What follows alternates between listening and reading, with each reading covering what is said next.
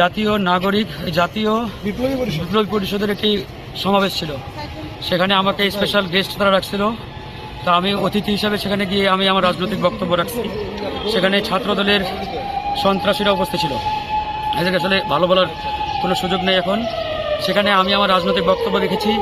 আমি বলেছি আমরা জুলাই আগস্টে বিপ্লব করেছি একটি বিপ্লবী সরকারের জন্য। আমরা কোনো অন্তর্বর্তীকালীন সরকার চাই নাই। আমরা হাসিনার সংবিধান ছুঁড়ে ফেলে দিয়ে আমরা একটা বিপ্লব করেছি এবং এই বিপ্লবী সরকার না হওয়ার পিছনে তারাই দায়ী যারা 5ই আগস্টে ওই ক্যান্টনমেন্টে বৈঠক করেছেন আর্মির প্রধানের সাথে। ওই দিনেই মূলত এই অন্তর্বর্তীকালীন সরকার গঠনের ফর্মুলাটি ওখান থেকে আসছে।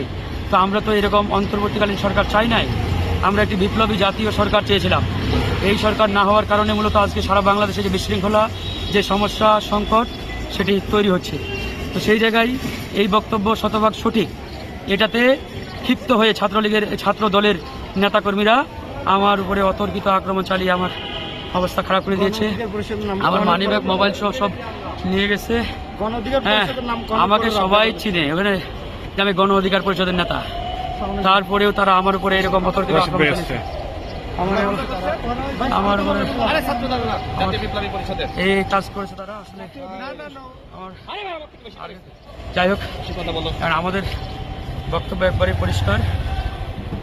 আজকে যারা আক্রমণ চালিয়েছে আমাদের উপরে শহীদ মিনারে, এদেরকে সন্ত্রাসী ছাড়া আমরা অন্য কিছু